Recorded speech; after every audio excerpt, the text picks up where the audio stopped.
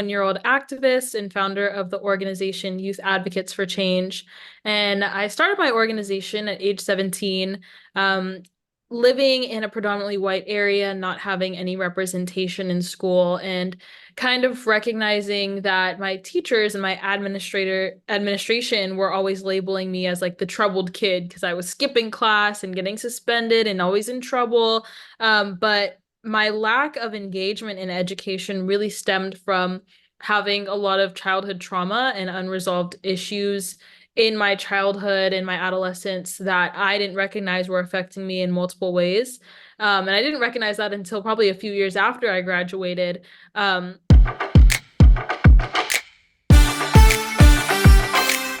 back to Artful Pods. If this is your first time, we welcome you to our table. Take a moment to breathe in the moment and find your center with us.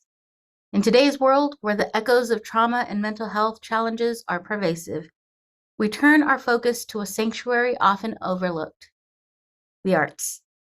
As you join us today, we invite you to reflect on the simple yet profound moments of solace found in a melody, a brush stroke, or a dance move, a movie, or simply the space of creating a meal.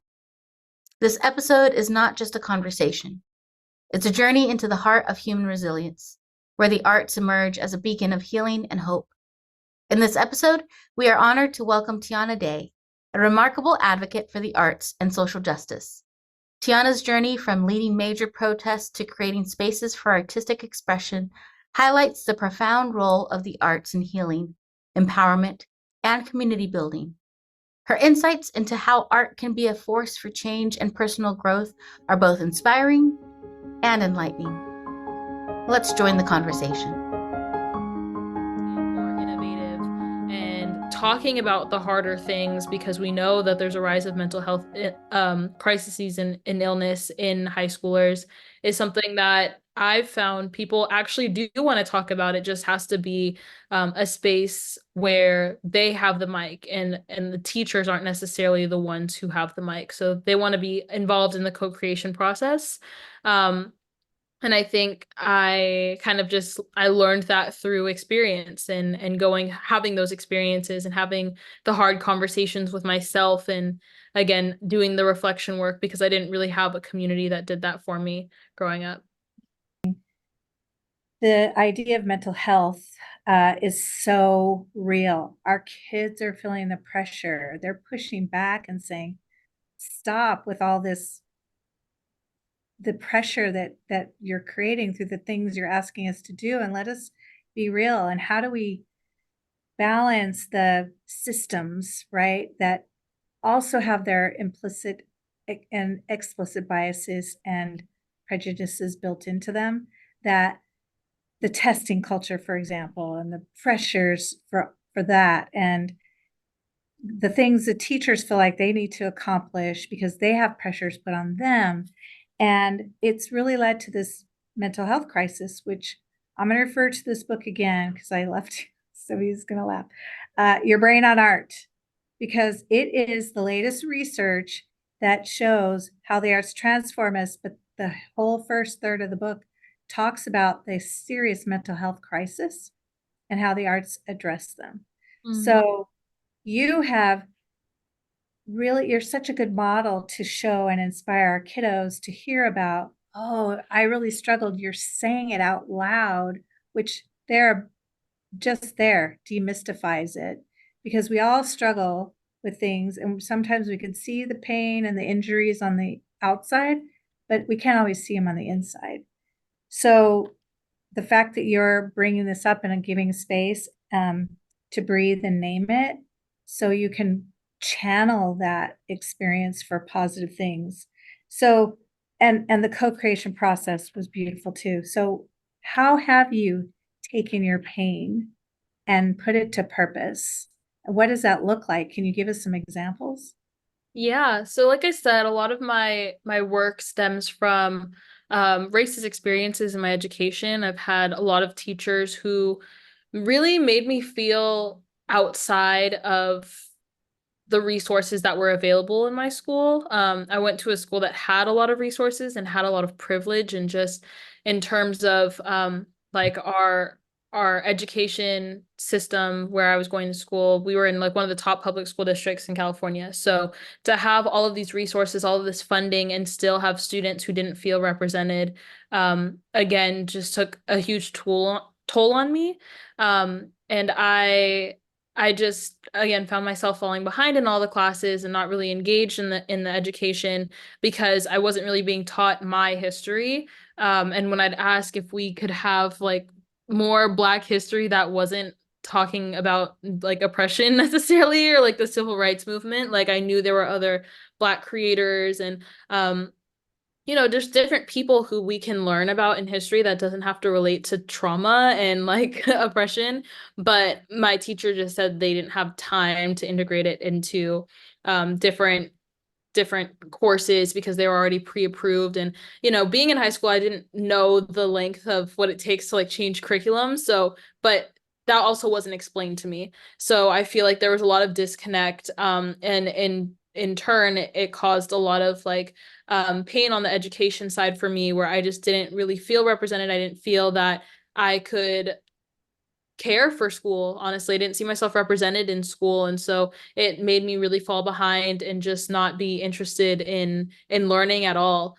And I think what really changed that was graduating in the pandemic during 2020 and seeing the rise of Black Lives Matter movement and seeing so many young people take to the front lines, just not only within this Black Lives Matter movement, but within history.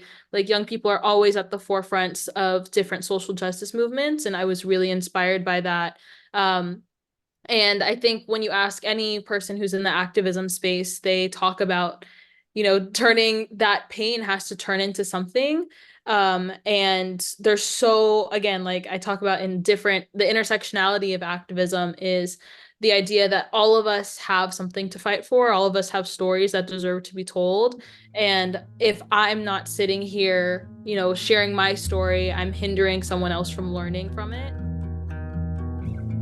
Recently, the SAUSD Arts team brought in a group of students from various school sites, backgrounds, and art content areas, known as the Art Student Union, or ASU. This group, similar to an associated student body, or ASB, is a vibrant coalition of young art advocates.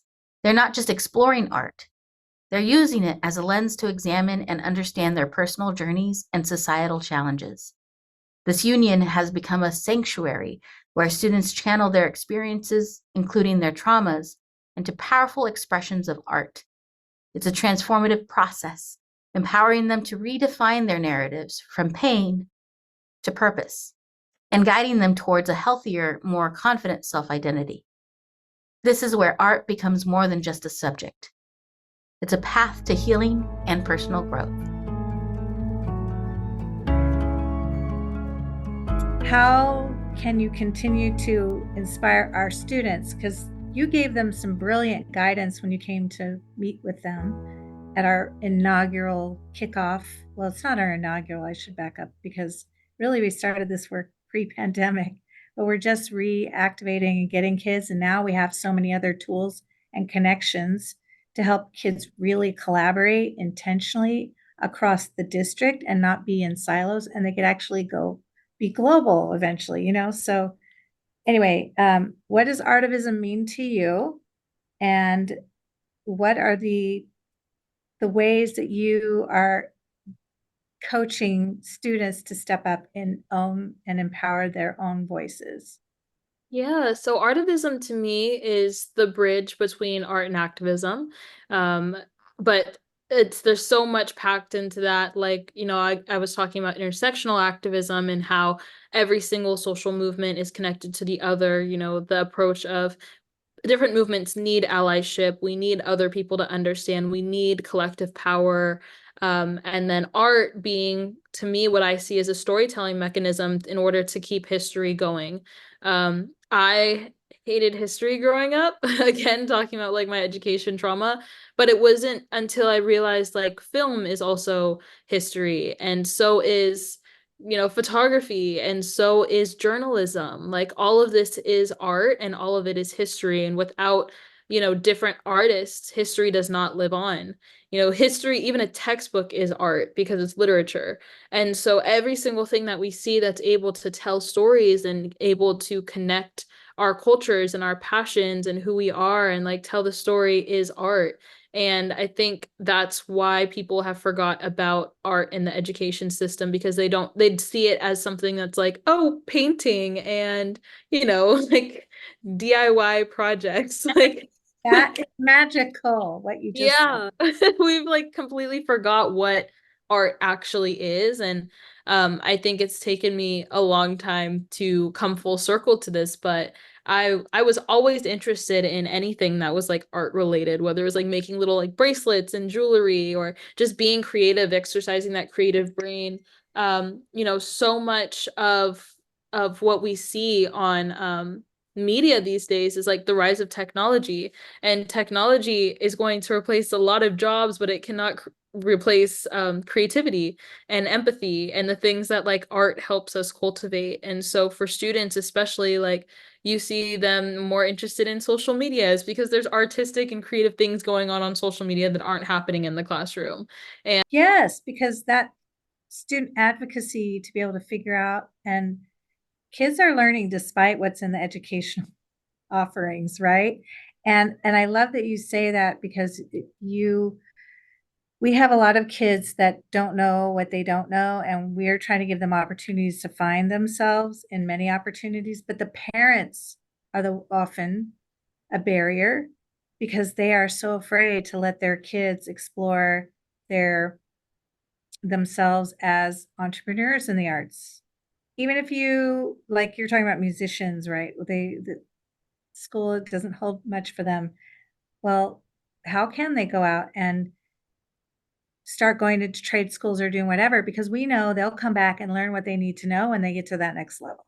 It doesn't have to be all right now in one and you graduate and that's it. And then college. Sometimes there's other avenues to get to the same destination even better. And you've been an entrepreneur for a long time. Mhm. So we want to help our kids be able to do that if that's what they want to do. Mhm. You said us, we forgot what art is.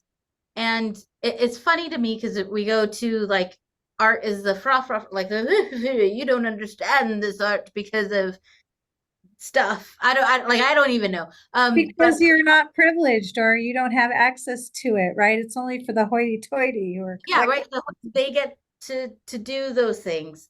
With that said, though, I when we created this line in the sand of those who can, those who cannot, already there's an equity, of course, issue. Um, there's a hierarchy, if you will. Um, and I keep going back to the minute we forget art, and Robin has this about flourishing. But the minute we forget the arts, we forget our humanity and we forget ourselves, and we start losing touch of our humanness and our I don't want to be gender specific, but brotherhood, our community of who we are. Um, and when I hear you talk, there was a moment that you had that almost triggered this. No, I can do something. I need to do something, and I will do something. Um, and I'm curious because for some students that that spark, that trigger never happens. In my Yeah, I think you have to dig deep. Like it has to be cathartic. Like it has to be some kind of pain to purpose. Like I don't I think I've been in this space long enough to know that performative activism is very real in this day and age. And the only way to avoid performative activism is to be able to really reflect to the art that you're creating or reflect to the movement, the fight that you're fighting. For me, the spark was like being just pissed off enough to want to like rebel against, the things that I was brought up with. But, it was not easy when I started. I had teachers who I had graduated already, and I had my school district at first were saying, or one of the people who worked in the school district were saying, like, we don't agree with what you're doing. Like, this is harmful. And I just was like, I don't go to your school anymore. I'm gonna keep doing it.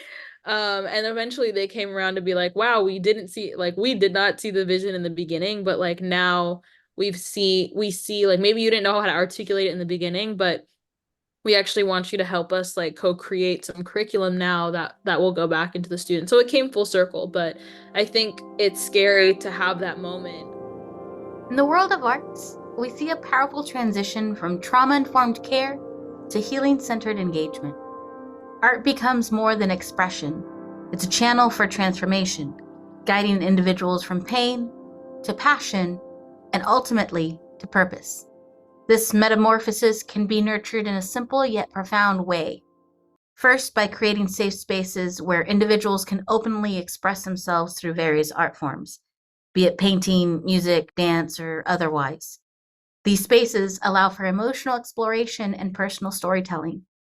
Second, by actively engaging in discussions about the art created, adults and students can help individuals reflect on their experiences, finding meaning and strength in their narratives. Both approaches not only foster healing, but also empower individuals to redefine their identities and trajectories. Makes you wonder, how can the simple act of creating art open doors to worlds we never knew existed within us? Let's take a listen.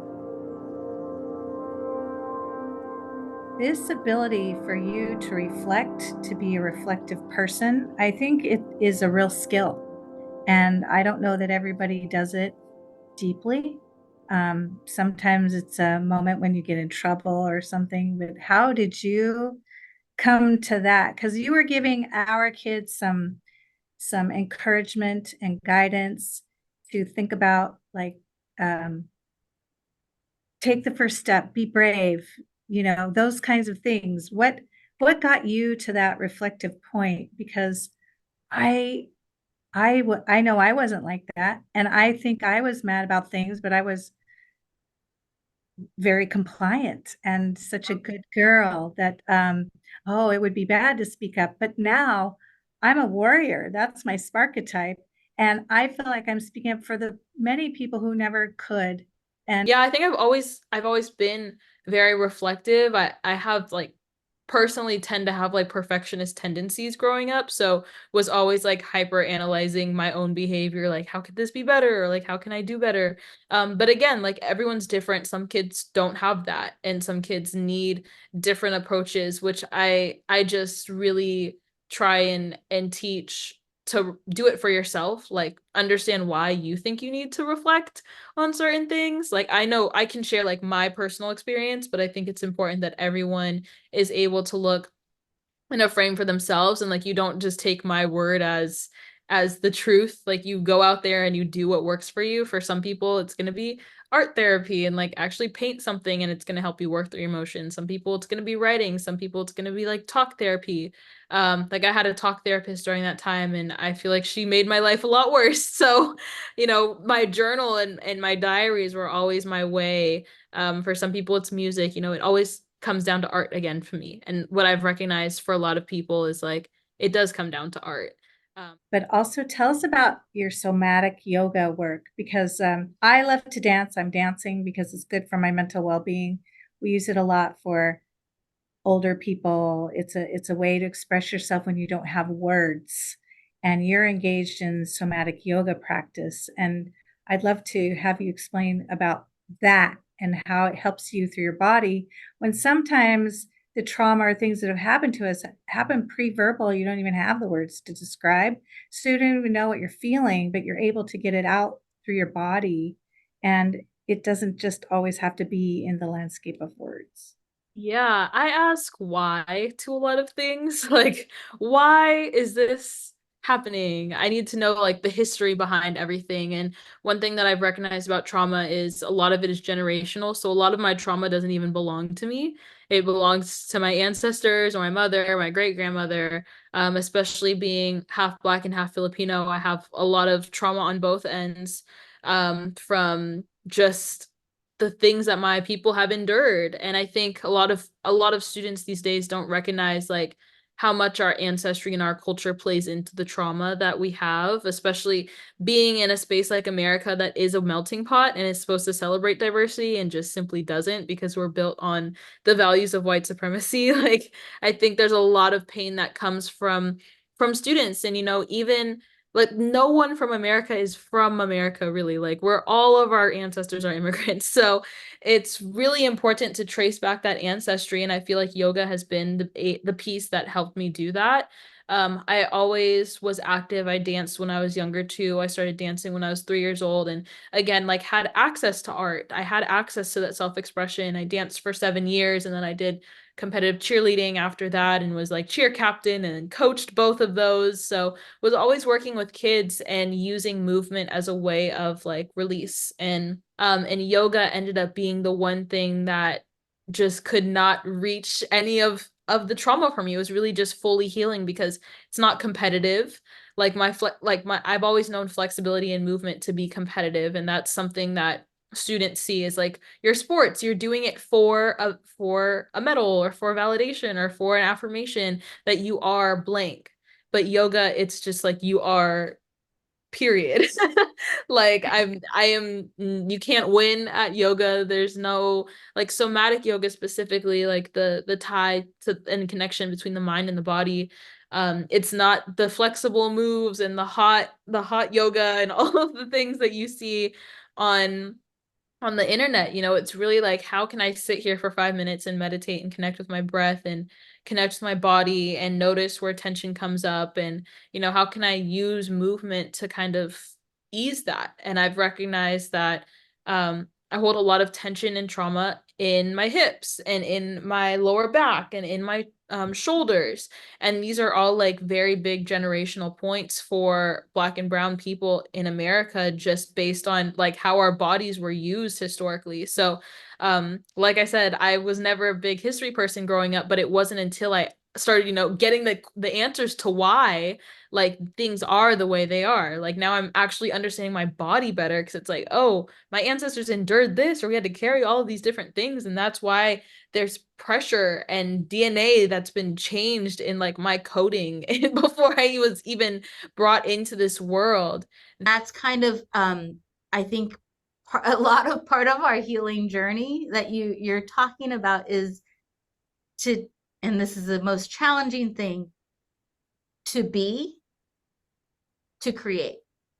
And what you described for yourself, Tiana, is how you've had to break what was supposed to be over and over again to simply be Tiana, which then led you to that purpose, to be an advocate for change, to create spaces where others can engage in their own work, in their own time, in their own way, and for it to be not just okay, but welcomed. Yes, I love it. Well, I was going to say, speaking of creating these spaces to feel and to be, I, I wanted to know more about your opening of your new space, what it looks like, what it's all about, and why. And Yes. of course, your organization. Yes, so Youth Advocates for Change is my nonprofit. Our mission is to amplify youth voices through intersectional social justice issues and art. So there, my term again, artivism lives. Really just work with high school students, provide them with different workshops from local artists, specifically in the downtown Los Angeles area, for our opening space. But I've always envisioned like a YMCA, but for creative arts, and like just an open studio with sewing machines and canvases and paints and film and photography equipment that can be checked out and rented out. Like, just being able to have a space to learn and also create. There's a research study talking about third spaces that students don't have access to.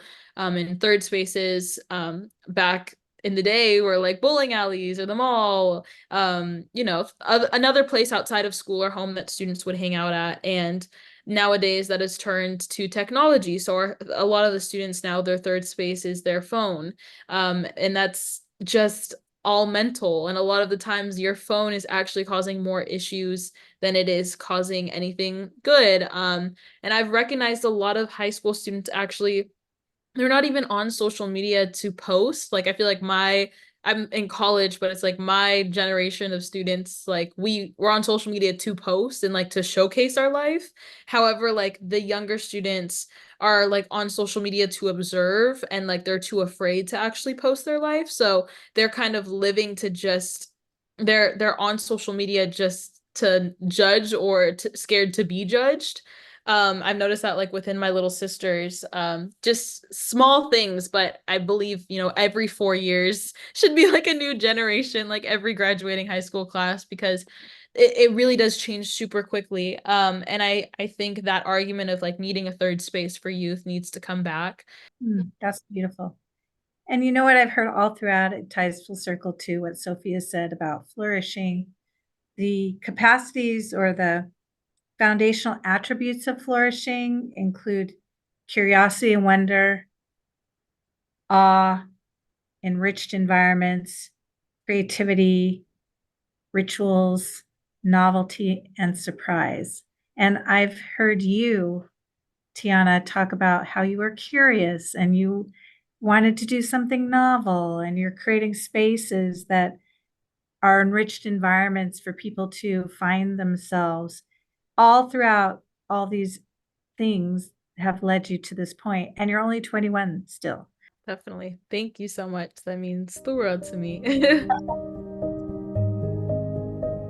As we wrap up this episode, let's embrace a moment of awe and wonder. The arts are more than a mere aspect of education. They are the soul's language for healing and growth. Imagine a world where every sketch, every note in a song becomes a step towards healing.